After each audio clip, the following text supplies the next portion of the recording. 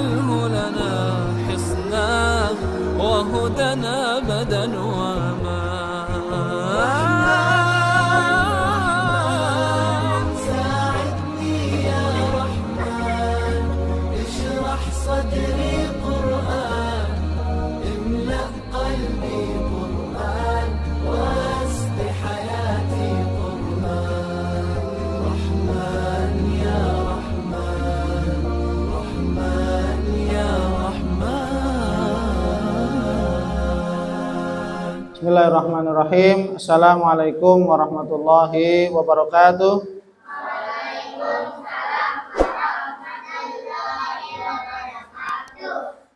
Alhamdulillahirabbil alamin wa bihi nasta'in ala umuri dunya waddin. Wassalatu wassalamu ala asyrafil anbiya'i wal mursalin wa ala alihi wa ashabihi wa man ihtada bihadihi wastanna bisunnatihi ila yaumiddin, amma ba'd. Baik, mari kita awali kajian sirah nabawiyah kita ya dengan baca doa menuntut ilmu bersama-sama. A'udzu billahi minasy syaithanir rajim. Bismillahirrahmanirrahim. Rabbi zidni ilma warzuqni fahma. Rabbi shrah li sadri wa yassir li amri wahlul 'uqdatam min lisani yafqahu qawli. Amin. Bismillahirrahmanirrahim. Alhamdulillah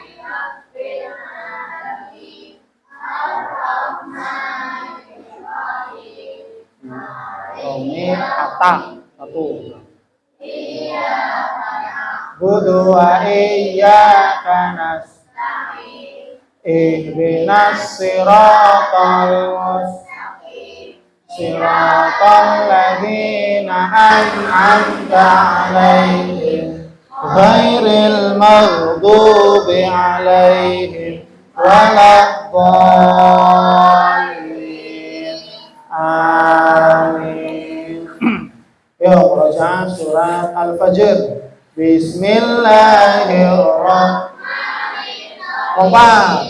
Wal fajr walayalin asr wasyaf'i wal watar wal laili idza yasar hal fi dzalika qasamul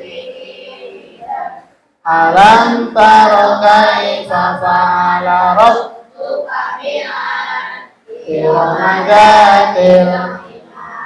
alladzi lam yukhlaq mithluhu fil bilad wa samudal ladzina jabus sakhra bil wad wa fir'auna dil autad alladzina taghaw fil bilad fa'aktsaru fihal fasad fasawfa 'alaihim rabbuka sawfa inna rabbaka labil mirsad fa'ammal insanu idza mabtalahu rabbuhu fa'akramahu wa na'amahu fayaqulu rabbi akraman wa amma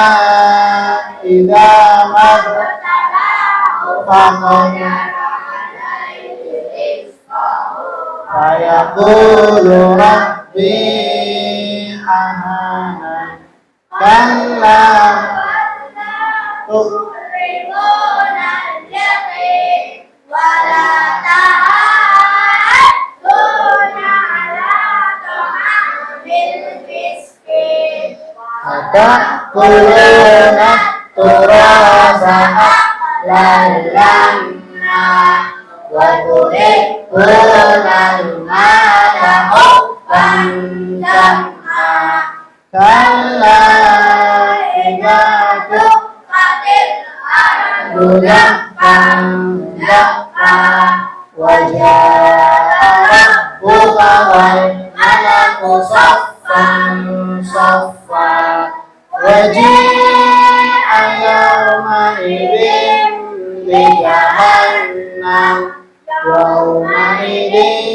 يتذكر الإنسان وأنى له الذكرى يقول يا ليتني قدمت لحياتي فيومئذ لا يعذب عذابه أحد ولا يوثق وثاقه أحد يا أيتها النفس المطمئنة ارجعي إلى ربك راضية مرضية فادخلي في عبادي وادخلي جنتي صدق الله العظيم.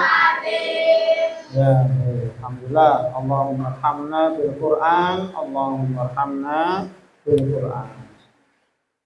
Baik para santri, muslimin, muslimat yang dimuliakan oleh Allah Subhanahu wa taala. Ya, insyaallah kita melanjutkan ya kajian sirah nabawiyah. Ya, kemarin pelajaran yang ke-19 ya. Sekarang pelajaran yang ke-20. Ad-Darsul Ashrun. Pelajaran yang ke-20. Pelajaran yang ke-20 masih ada kaitannya dengan pelajaran yang ke-19 dan ke-18. Pelajaran yang ke-18, datangnya orang-orang Quraisy untuk ya kepada Nabi Muhammad untuk menghentikan dakwah Nabi, dakwah Islam. Kemudian yang ke-19 juga sama, orang-orang Quraisy datang kepada Nabi Muhammad tapi lewat Abu Thalib. Lewat Abu Thalib. Ya. Untuk menghentikan dakwah Islam, ya, menghentikan dakwah Islam kepada Abu Thalib, ya. Dan kedatangan yang kedua ini ancamannya lebih serius, ancamannya lebih serius, lebih parah, ya, lebih parah, ya. Sampai orang-orang Quraisy mengatakan la nasbiru ala syatmi abaina. Saya udah nggak punya kesabaran lagi udah dengan Muhammad sudah. Muhammad sudah menjadikan kita berpecah belah. Muhammad menjadikan kita menjelek-jelekan nenek moyang kita, sesembahan-sembahan kita. Sudah nggak sabar. Ya. Makanya apa? Datang yang kedua kali kepada Abu Thalib. Abu Thalib, tolonglah hentikan dakwah. Kalau kamu nggak bisa, saya yang akan menghentikan sendiri. Nah, ini sudah parah. Ya, sudah ada ancaman. Ada apa? Adanya ancaman dari orang-orang Quraisy. Maka pamannya Abu Thalib datang, wahai Muhammad, ini tadi ada orang-orang Quraisy datang kepada saya, ingin kamu berhenti dakwah. Apa jawab Nabi Muhammad? Wallahi la atruka hadzal amr. Kemarin ini ya. Demi Allah, saya tidak akan pernah meninggalkan dakwah ini meskipun matahari diletakkan di tangan kananku dan bulan diletakkan di tangan kiri, niscaya aku tidak pernah meninggalkan dakwah Islam untuk mengajak manusia menyembah kepada Allah. Ini hebatnya Nabi Muhammad. Meskipun orang-orang Quraisy mau ngasih saya hadiah sebesar matahari dan bulan di tangan kiriku, aku tidak akan pernah berhenti. Kemudian apa? Abu Thalib, pamannya, mendengar jawaban dari siapa? Keponakannya Nabi Muhammad, langsung ikut bersemangat. Apa katanya? Idhab wa qul ma syi'ta fa wallahi la uslimuka abadan. Demi Allah, pergi, berjalan seperti biasa, berdakwah seperti biasa. Apa yang kamu inginkan wahai keponakanku? Demi Allah, saya akan membelamu, menjagamu, dan tidak akan pernah melepaskanmu kepada orang-orang Nah, ini yang ke-19. Pelajaran yang ke-9. Ini ngulang sebentar, paham? Supaya runut, supaya kamu bisa menyambung. Oh, pelajaran ke-18, oh, pelajaran ke-19. Sekarang yang ke-20, sama. Maji'u Quraisy li Abi Thalib marratan tsaliyah. Datangnya orang-orang Quraisy kepada Abu Thalib untuk yang ketiga kali. Nanti saya tanya, datang orang-orang Quraisy datang kepada Abu Thalib berapa kali? 3. Yang pertama masih biasa-biasa saja. Yang kedua semakin parah. Yang ketiga lebih parah lagi. Ini yang akan kita bahas. Ya, kedatangan yang pertama cuma Abu Thalib itu kasih tahu lah, ponakanmu suruh berhenti. Oh iya udah, saya kasih tahu. Ternyata Nabi tetap berdakwah. Yang kedua kali itu Abu Thalib kasih tahu, kalau kamu nggak kasih tahu, saya akan bertindak sendiri. Nah, ini sudah ada ancaman, sudah ada Yang ketiga ini lebih parah lagi, ya. Jadi yang akan kita bahas sekarang apa? Kedatangan orang-orang Quraisy kepada Abu Thalib untuk yang keberapa kali? Untuk yang ketiga kali. Yang pertama, perhatikan. Lamma ra'at Quraisy anna Abu Thalib la yuridu ayyam tana'a ibna akhihi masyau ilaihi bi'imarata binil Walid. Maka tatkala orang-orang Quraisy melihat Abu Thalib membiarkan Nabi berdakwah terus-menerus. Karena kan orang-orang Quraisy sudah datang kepada Abu Thalib 2 kali. Dan Abu Thalib pun menyampaikan kepada Nabi Muhammad. Bukan Abu Thalib kemudian menyimpan, tidak. Sudah menyampaikan. Tapi apa? Keponakannya sendiri mengatakan, saya tidak mau sekalipun meninggalkan Ini keponakannya sudah jawab. Maka apa? Abu Thalib sebagai paman yang menyayangi keponakannya wajib membela, melindungi keamanan nyawa daripada Nabi Muhammad sallallahu alaihi. Maka apa? Lihat Nabi Muhammad terus berdakwah, ya, mengajak orang-orang Quraisy, terutama yang lemah-lemah, para budak, orang-orang fakir miskin, diajak oleh Rasul untuk menyembah kepada Allah. Dan semakin banyak. Maka apa? Orang-orang Quraisy pergi menemui namanya Imarah bin Walid. Siapa? Ini Abu Thalib. Kayaknya Muhammad terus berdakwah nih. Ya. Dan Abu Thalib mendukung dakwahnya. Waduh, ini gimana? Ya, maka apa? Orang-orang Quraisy mendatangi seseorang namanya Imarah bin Walid. Siapa? Namanya Imarah bin Walid. Imarah bin Walid ini adalah seorang laki-laki, ya, yang secara keturunan satu garis dengan Rasulullah. Jadi kalau orang Arab tuh sangat menjaga yang namanya silsilah keturun. Imarah bin Walid ya, seorang pemuda yang dijadikan sebagai tumbal atau sebagai penukaran untuk menukar dengan Nabi Muhammad. Kalau dalam istilah orang-orang kafir jahiliyah itu ya, ada istilah yang namanya kisos. Kalau saya bunuh ini, saya kasih anak ini kepadamu. Ini anak bermasalah. Saya bunuh ini anak sesuai keturunan, sama-sama keturunannya dari kakeknya, ini saya kasih. Diganti, yang ini saya bunuh, yang ini saya kasih, silakan ambil. Itu ya. Itu kalau anak nakal diambil, ya, dihabisi, dibunuh. Yang ini diberikan nih sebagai ganti daripada yang sudah dibunuh. Itu orang jahiliyah itu ya. Kemudian apa? Orang-orang kafir jahiliyah bertemu Imarah bin Walid, seorang pemuda, dibawa ke Abu Thalib. Wa qalu lahu, maka orang-orang Quraisy mengatakan kepada Abu Thalib,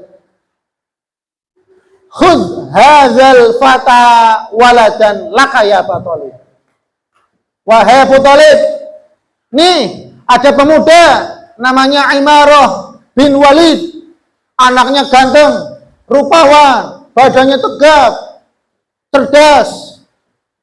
Cara kasarnya tidak kalah dengan sosok Muhammad.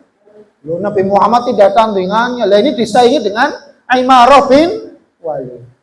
Ambil laki-laki ini, jadikan anakmu, urus sebagai pengganti Muhammad. Serahkan Muhammad kepada saya akan bunuh. Itu kata Abu Jahal.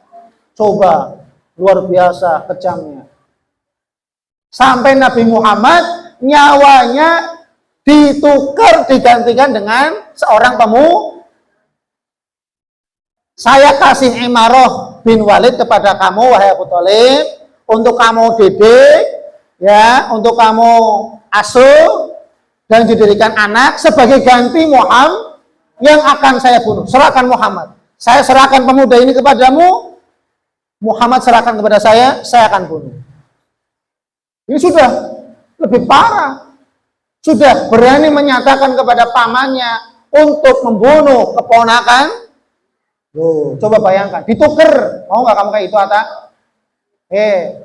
Atta diserahkan nih. Ya, ini saya kasih anak, atau yang ini diambil, gimana, Atta? Coba bayangkan, nyawa Nabi Muhammad itu kayak murah, ya enggak? Nyawanya kayak murah, ya enggak? Nyawa Nabi Muhammad dikira nyawa yang murah. Ini Abu Thalib, Imarah bin Walid, urus didik, Muhammad serahkan kepada saya bunuh. Ditukar, diganti. Ya. Masya Allah, ya, naudzubillah. Maka apa? Khudh hadzal fata waladan laka wa aslim ilaina ibna akhika linaqtulahu. Ya. Maka orang-orang mengatakan, wahai Abu Thalib, ambil pemuda ini, maksudnya adalah Imarah bin Walid. Waladan laka, ambil sebagai anakmu, didik seperti kamu didik Muhammad, seperti kamu ngurus Muhammad. Wa aslim ilaina ibna akhika. Ya, dan serahkan kepada kami keponakanmu yaitu Muhammad. Linaqtulahu, untuk kami bisa membunuh, naudzubillah. Ya. Kemudian apa? Nih, Abu Thalib, kira-kira Abu Thalib senang apa marah? Apakah Abu Thalib menyerahkan? Yaudah ini, yaudah saya ngurus lagi baru aja lah, nggak apa-apa lah. Ini sama kok, cerdas, ganteng, rupawan, ganteng. Kira-kira kayak gitu apa gimana? Aku istilah atabain kan aku ini misalkan. Apa gimana? Kira-kira Abu Thalib gimana? Menyerahkan Nabi Muhammad atau tidak? Tidak. Bahkan apa? Abu Thalib mengatakan, faqala lahum ammuhu, Maka ya Abu Thalib pamannya menjawab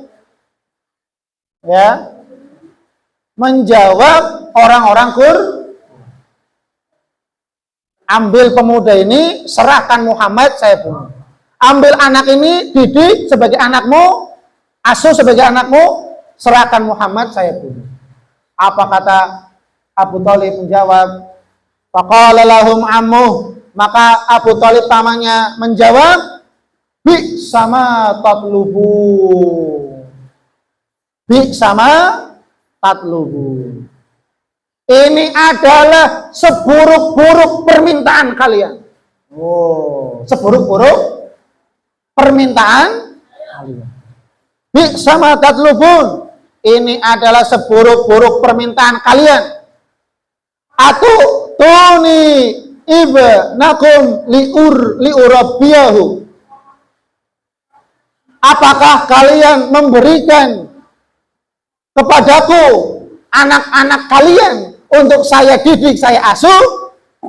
Wa autikum ibni, dan aku memberikan kepada kalian anakku, maksudnya Nabi Muhammad, litaktula, untuk kalian bunuh. Loh, orang gendeng yang kayak gitu, ya enggak? Tidak mungkin orang tuanya atau pamannya yang sayang kepada ponakannya menyerahkan begitu saja. Maka Abu Thalib mengatakan, bi sama tatlubun.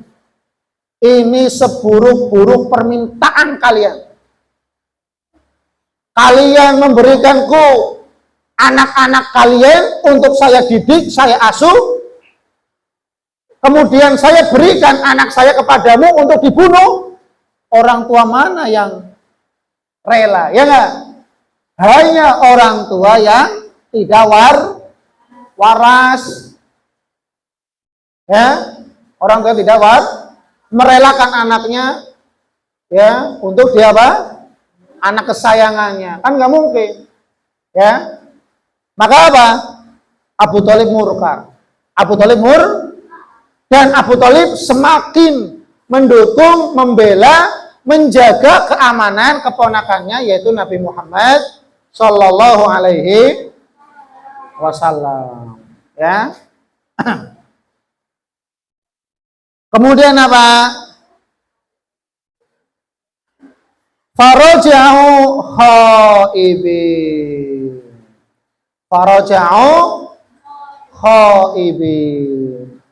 Kemudian mereka orang-orang Quraisy, orang-orang kafir Quraisy pulang dengan tangan kos, tanpa membawa hasil apa-apa.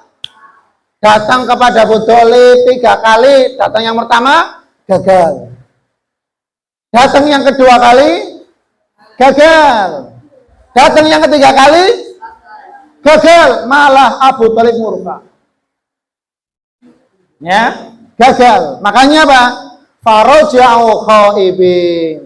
Mereka pulang ke rumah tanpa ada hasil. Mereka pulang ke rumah dengan tangan kos, tidak dapat apa-apa. Tujuannya tidak tercapai. Tujuannya tidak tercapai. War Rasul sallallahu alaihi wasallam lam yazal mustamirran fi nasril Islam wa ammuhu yadfa'u anhu. Dan Rasulullah Sallallahu Alaihi Wasallam, Nabi kita Muhammad Sallallahu Alaihi Wasallam, terus menerus senantiasa berdakwah. Ya, ini perhatikan nih. Dan Nabi Muhammad terus menerus senantiasa berdakwah. Tidak sama sekali berhenti berdakwah. Ya, terus berdakwah, ngajak orang untuk menyembah kepada Allah. Terus berdakwah. Tidak ada rasa takut sedikit pun di dalam hati Nabi kita Muhammad Sallallahu Alaihi Ya, ini nih Nabi Muhammad sudah terlatih sejak kecil, mempunyai jiwa yang pemberani, mempunyai jiwa yang penuh tanggung jawab, mempunyai jiwa yang kuat, tidak cengeng. Maka kalau jadi anak jangan cengeng. Ya. Jangan cengeng, anak yang kuat. Jadi anak yang pemberani, anak yang tanggung jawab. Apa itu tanggung jawab? Segala sesuatu itu dilakukan sendiri dan menerima resiko masing-masing. Nabi Muhammad sudah siap sejak kecil diajarkan bagaimana Pak untuk menjadi anak yang bertanggung jawab. Diberi tugas oleh Allah, saya akan selesaikan tugas Allah. Meskipun banyak orang yang menghina, mencaci maki, meskipun banyak orang yang ingin mengancam, membunuh saya dan seterusnya, tapi tetap saya berdakwah, mengajak manusia untuk menyembah kepada Allah. Makanya nih, contoh teladani sifat Nabi Muhammad, apa itu? Pemberani. Jangan takut, jangan cengeng, jadi anak yang kuat. Jangan jadi anak yang manja, apa-apa minta, apa-apa minta. Siapa yang kayak gitu? Minta. Lebih banyak mintanya daripada kewajibanmu kepada orang tua. Orang tua nyuruh nyapu saja, ayo nyapu, males. Minta uangnya mah terus-terusan. Tapi kalau disuruh males, ini anak yang manja, anak yang cengeng. Paham? Siapa yang kayak gitu? Disuruh ogah-ogahan. Disuruh apa? Ogah-ogahan. Disuruh nyapu, ngepel, atau nyuci piring, atau bantuin apa pokoknya disuruh sama ayah ibunya, kok nggak mau, males. Tapi kalau minta duit, minta jajan, harus, kudu. Ini anak yang, kira-kira anak yang gimana? Cengeng, manja. Anak yang tidak bertanggung jawab. Kalau kamu pengen jajan, ya tadi. Taat dulu sama bapak ibumu, disuruh manut, ya enggak? Kalau disuruh manut, pasti orang tuamu akan memberikan, itu pasti. Paham? Orang tua, kalau ngelihat anaknya nurut, insya Allah apa yang dibutuhkan anaknya akan diberikan. Tapi syaratnya nurut. Suruh nyapu, suruh ngepel, suruh nyuci piring, suruh beli apa, kerjakan dulu. Tapi jangan minta upah. Nanti upahnya apa? Enggak, kerjakan dulu. Ya. Laksanakan dulu tugasnya. Laksanakan dulu perbuatan baiknya kepada orang tua. Paham?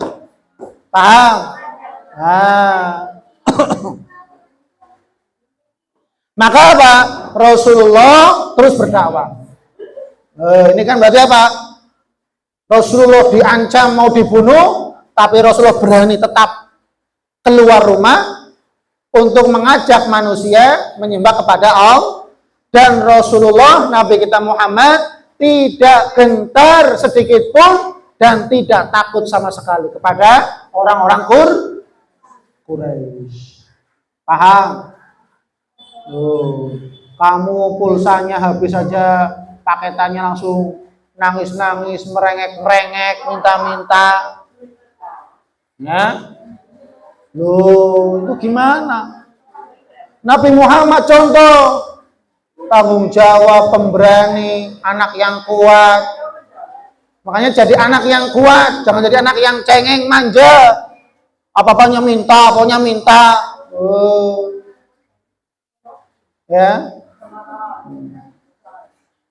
Minta kalau sudah mengerjakan kewajibannya ya silakan. Lah orang disuruh nggak mau, ya disuruh nggak mau, lebih banyak mintanya daripada mengerjakan kewajiban, ya itu yang tidak boleh.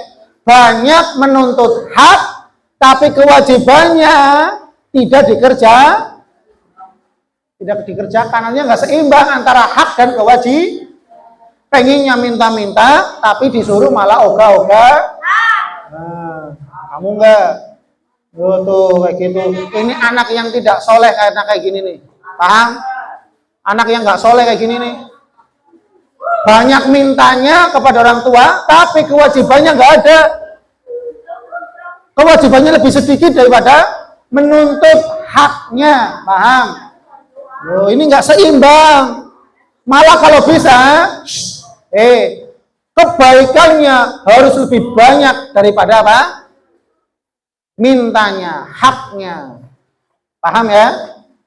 Dengan cara mendoakan orang tua, nurut sama orang tua, taat kepada orang tua, ya, sayang kepada orang tua, sudah, ya.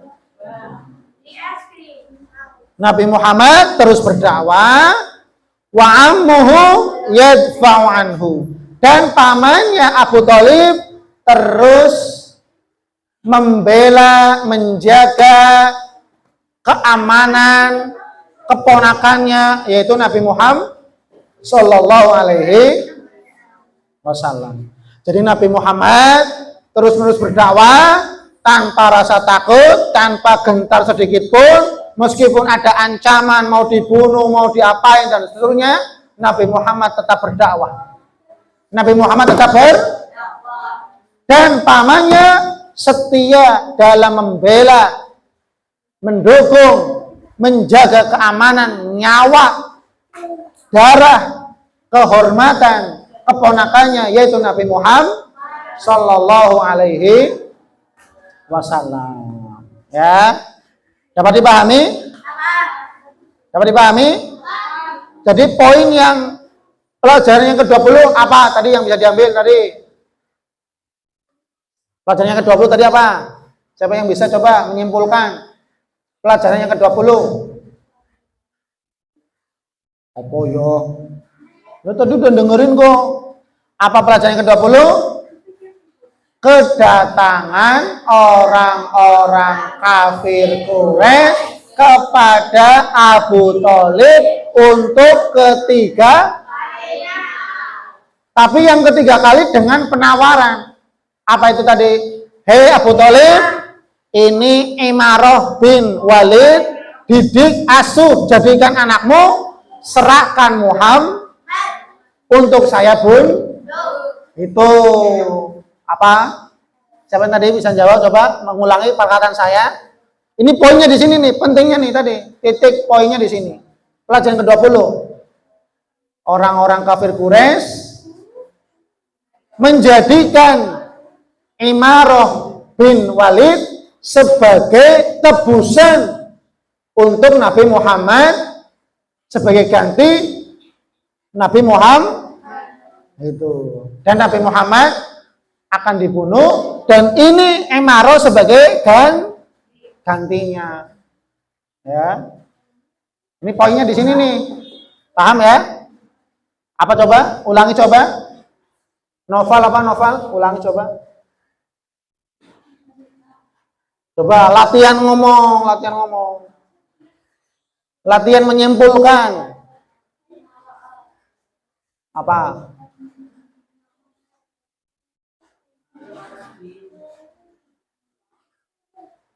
Apa Romi? Kepada Abu Thalib untuk yang ketiga kalinya. Tujuannya apa? Kedatangannya ngapain? Harus tahu tujuannya apa? Menghentikan dakwah Nabi dengan cara apa? Menukar Imarah bin Walid sebagai anakmu, ganti Muhammad, serahkan kepada untuk diapain? Oh, coba ulang lagi. Siapa yang bisa coba? Muslimah coba. Ya, siapa yang bisa? Coba latihan berkata-kata, menyusun kata-kata, menyimpulkan. Apa tadi?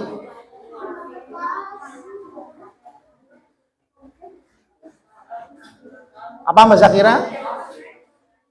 Apa? Kesimpulannya apa tadi Mbak Zakira? Ayo. Dengarkan nih.